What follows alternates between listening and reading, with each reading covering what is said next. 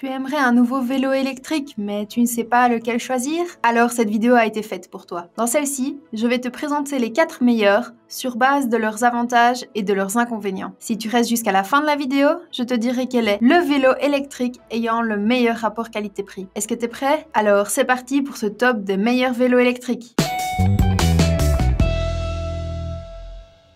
Électrique avec de nombreux accessoires, des performances correctes et un design agréable. Il se présente comme un VTT pliable, ce qui n'est pas la meilleure chose car les VTT pliables sans VAE qui sont sérieux sont plus chers que ça. Donc avec toutes ces caractéristiques et une batterie performante, je me méfie. Ça ne veut pas dire que c'est un mauvais modèle, loin de là, mais je te conseille de dépenser 1000 € de plus si tu veux l'utiliser dans des conditions extrêmes car il y a faiblesse du système de freinage à disque pour une utilisation en montagne. C'est un VTC qui peut prendre quelques collines et faire des balades, mais pas encore tout à fait un VTT. Tu seras par contre gâté au niveau du porte-bagages homologué. Concernant la partie électrique, le moteur 250 watts affiche des performances qui tombent dans la moyenne, avec une autonomie affichée de 40 km. Malgré son petit prix, il peut atteindre les 30 km/h sur du plat avec 90 kg de charge, plus le vélo lui-même de 24 kg. Je finis sur une petite note négative. Plusieurs utilisateurs se plaignent d'avoir dû faire quelques réglages avant de l'utiliser. Mais heureusement, le service après-vente est serviable et disponible pour t'aider à monter et à peaufiner les réglages du vélo avant utilisation. Pour résumer, les avantages du vélo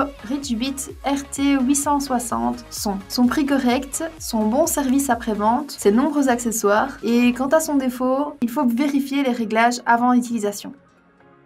Avec des pneus d'excellente qualité, une très bonne tenue de route et sa coupe sportive, le Ridgebit RT 022 est quant à lui bel et bien un VTT. Comme pour son petit frère, le modèle précédent, il est équipé d'un porte-bagages, d'une pochette de transport et des phares. Mais lui par contre n'est pas pliable. Il s'agit d'un modèle 26 pouces adapté pour un cycliste qui mesure entre 1,65 m et 1,95 m. La capacité de charge maximale de 150 kg commence vraiment à être compétitive. Le moteur affiche une puissance de 1000 watts. Cette puissance lui permet de fonctionner en mode tout électrique avec la poignée droite qui sert d'accélérateur, mais elle lui permet surtout de porter ses 29 kg qui sont liés à la batterie. L'autonomie réelle est en revanche très avantageuse, jusqu'à environ 50 km en tout électrique jusqu'à 35 km/h et 70 à 80 km en VAE. C'est notamment grâce à une batterie de 17 000 mAh. Avec ce vélo, tu n'es toujours pas dans une gamme sportive, mais plus tout à fait dans la catégorie d'un modèle pour se balader. Ces pneus de 4 pouces d'épaisseur sont adaptés pour la neige, la plage, la poussière et j'en passe. Sans compter que les suspensions hydrauliques présentent un taux d'absorption des chocs très satisfaisant. Par contre,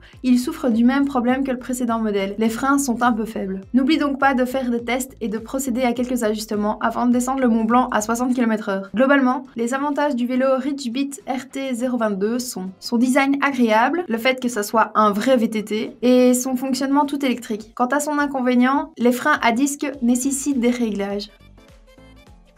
Le constructeur du GoCycle GS a un objectif assez ambitieux, fournir le meilleur vélo électrique du monde à un prix qui défie toute concurrence. C'est clair qu'il ne ressemble à aucun autre vélo de ce top. Contrairement aux autres modèles, les composants électroniques sont entièrement intégrés au vélo. Côté avantage, il n'y a aucun risque lié à l'humidité. Ce choix a quand même un prix puisque tu devras rentrer ton vélo en entier pour le recharger et plus uniquement la batterie. L'autre changement par rapport à d'autres modèles, ce sont les roues. GoCycle dispose d'un brevet exclusif de fixation des roues. L'avant et l'arrière sont parfaitement identiques et interchangeables. Elles sont aussi beaucoup plus faciles à retirer et à changer en cas de crevaison. Le constructeur fournit également des boulons anti-vol que l'on peut ajouter pour éviter de se faire piquer ses roues. C'est sympa, mais du coup, le brevet révolutionnaire pour retirer les roues facilement tombe un peu à plat. Par contre, ce qu'il faut vraiment retenir de ces roues, c'est qu'elles sont en alliage de magnésium et en matière de solidité et de légèreté, on fait difficilement mieux pour ce prix. Du coup, il ne pèse que 16,5 kg. Ce vélo se veut principalement citadin. L'idée, c'est que tu puisses régler la hauteur de la selle et du guidon sur un très large spectre et il est donc réellement de taille unique. Il est également connecté via Bluetooth à ton smartphone. Tu y retrouveras les calories dépensées, la puissance et les données de navigation habituelles. Le moteur est de 500 watts avec une autonomie réelle d'environ 40 km en mode économique. En plus, la recharge rapide en option permet de faire le plein en 3h30 seulement. Tout ça a un prix, on frôle les 3000 €. Mais si tu cherches un des meilleurs VAE urbains du moment, c'est un des nouveaux incontournables. En résumé, les avantages du GoCycle GS sont ses nombreuses fonctionnalités, ses très bonnes performances, son poids plume de 16,5 kg. Quant à ses défauts, la difficulté de charge en intérieur et son prix.